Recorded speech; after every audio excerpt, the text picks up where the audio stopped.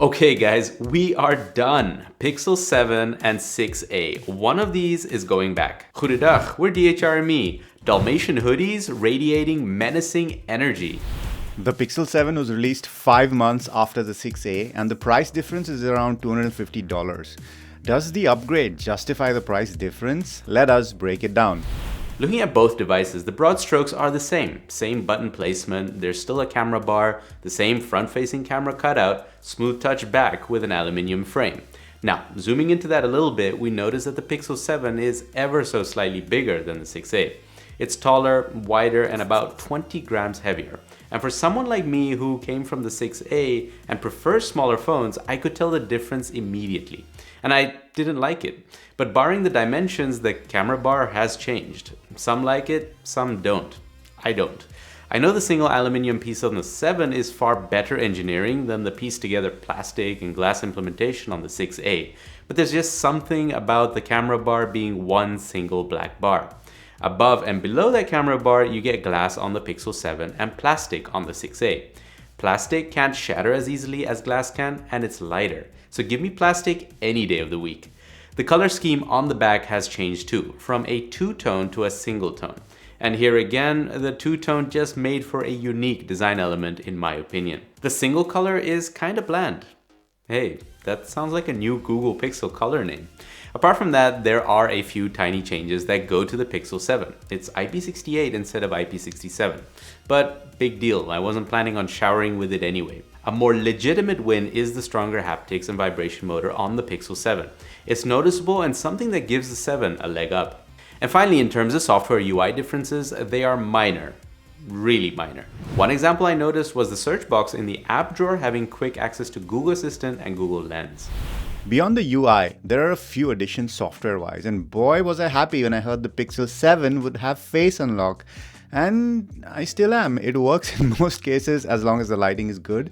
It is a shame that the face unlock is only to unlock your phone and not secure enough for other authentication purposes, which begs the question, is it really secure enough to unlock your phone? This means that you're still stuck with the fingerprint scanner, which is far behind the competition and not any better than the 6a. Then we've got the unblur feature on the Pixel 7 only. And it's okay. I mean, what did we expect? That Google's AI would miraculously transform crappy pictures into beautiful ones? No. So keeping those expectations in mind, it does a decent job of salvaging an otherwise terrible photo. Especially if that photo is something you won't be getting another chance to capture. Here, take a look at an example. But like so many Google Camera or Google Photos features, we don't see any reason why this feature should not be available on the 6a or other Android phones using Google Photos. That Tensor Gen 2 limitation sounds very fake. Sticking to the blurry theme, we've got a cinematic blur mode in the camera. Check out a sample here. Cinematic blur test on the Pixel 7, a normal video on the 6a.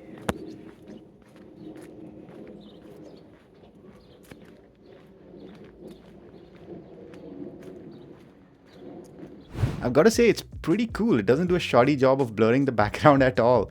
Even when the camera is moving around a bit, we couldn't really see the edges in that short sample. And just like unblur, we wager that cinematic blur should be appearing on the 6a too, if not officially, at least via a side-loaded APK.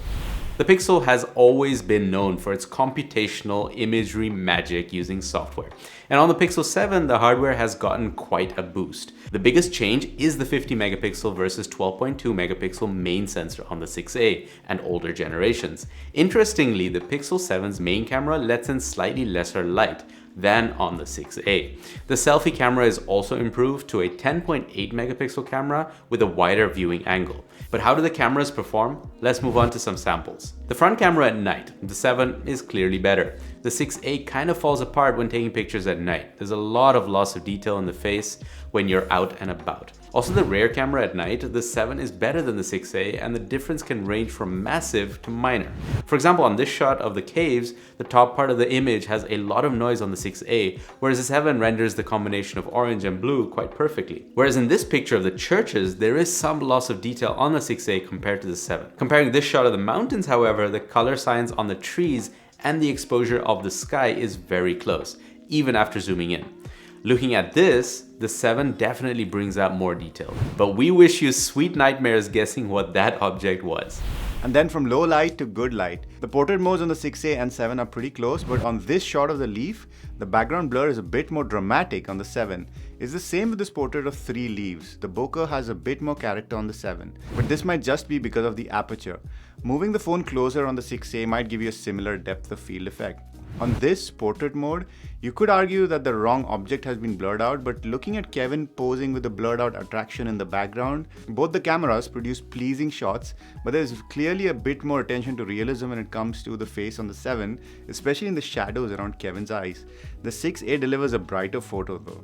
And coming to the daytime landscape shot, we are basically straining to find differences at this point. Same with this portrait of a wooden cat.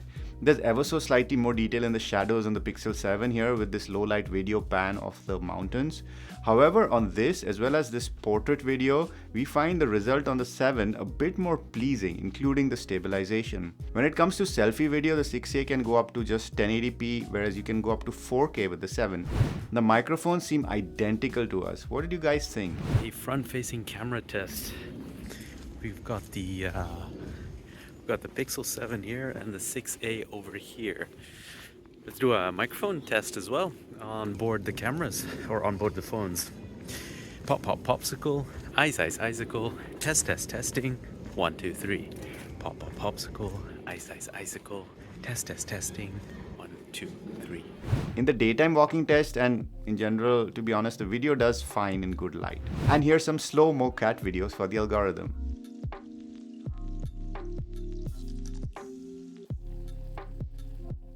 Moving from the camera to the display. Like we said, the Pixel 7 is slightly bigger and hence has a 6.3 OLED display compared to 6.1 on the 6A. Does it make a difference? Nope. You can see the same amount of information on both. You'll notice a tiny difference when consuming video content maybe, but it's negligible. But what you can't neglect, at least on paper, is the peak brightness, 1400 nits versus 1100 nits. And for us, the difference isn't worth noting. The 6A is fine in direct sunlight, no issues. But a display metric people are making a big deal out of these days is the refresh rate, 90 Hz on the Pixel 7 and 60 Hz on the 6A. We'll let you in on a little secret. We always set our phones to 60 Hz because it's the same shutter speed as our cameras, so it helps when we shoot our phones.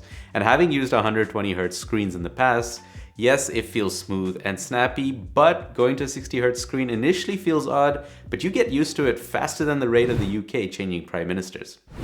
Subscribe for more current affair jokes. The glass that protects the screen is an interesting one. The Pixel 6A uses Gorilla Glass 3, which came out in 2013, almost 10 years ago, whereas the Pixel 7 has Gorilla Glass Victus from 2020. We haven't dropped either, nor do we see any scratches, so hard to tell if this would make a difference in real life. It didn't in our real life. Speaking of real life, oh boy do we have crazy segues, but a serious reason to upgrade phones is battery life, and that reason wasn't there for the Pixel 7. I take the phone off the charger around 7:30 AM and neither the Pixel 7 or 6A lasts me the whole day if I'm outdoors. Both need a top up during the day. But if I'm primarily at the office or at home, then I'll end the day at 10 PM with about 20% on both phones. Even though there's no change in battery duration, there's a minor change in charging because the Pixel 7 has 20 watts fast charging versus 18 watts on the 6A. But neither is really fast though. You can get to around 50% charge in 30 minutes on the 7, and the same would take about 45 minutes on the 6A. So if you're really after a Pixel and need the fastest charging, then the Pixel 7 is your only option. Personally, I'm never in a situation where I need to charge that quickly and prefer to trickle charge my phone in order to preserve the battery quality. A feature the Pixel 6a does miss is wireless charging, something I've started using more often recently. But again, wireless charging isn't the most efficient way of charging, and the heat generated is in turn bad for battery health, which means you should be 6a okay without wireless charging. Get it?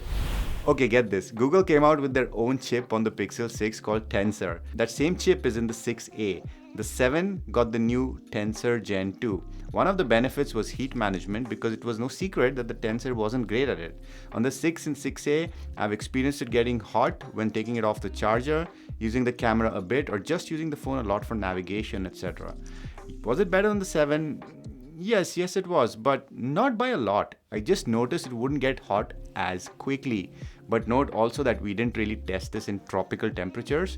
But that was it. No other difference in performance, stability, or battery life for day-to-day use. And that applies across the board. The Pixel 7, despite having 8 gigs of RAM compared to 6 on the 6A, didn't necessarily have a noticeably better user experience. The one place where one might stick to the Pixel 7 is the fact that you can move up from the base 128 gig storage model to a 256 gig option. Okay guys, let's stop the pixel peeping and wrap this up. Like I said at the start of this video, one of these pixels is going back, and that one is the Pixel 7. Here's a summary of why I actually chose the 6A. The Pixel 6A is smaller and lighter. The two color scheme and black camera bar on the 6A looks far better. The Pixel 7 face unlock is still limited and you need to use fingerprint unlock anyway. The new unblur and cinematic blur are nice to have, but I don't see myself using it. With time, we're hopeful it'll be available on older Pixels too. In sufficient lighting situations, the Pixel 6a's main camera is almost indistinguishable from the Pixel 7. In other situations, the Pixel 7 does edge out, but for my use cases, this is something I can live with. There's no real-life difference in the peak brightness of the display, and the refresh rate of 60 Hz is just fine. There's no difference in battery life, and the slightly slower charging speed and lack of wireless charging isn't a deal breaker. The Pixel 6a with the previous generation Tensor chip is as snappy as the newer one. In real-life use, there's no noticeable difference. So we can imagine not everyone agrees with our assessment. What would you guys choose and why? Let us know in the comments down below. You've been kind of bland and we've been DHRME. Namaste.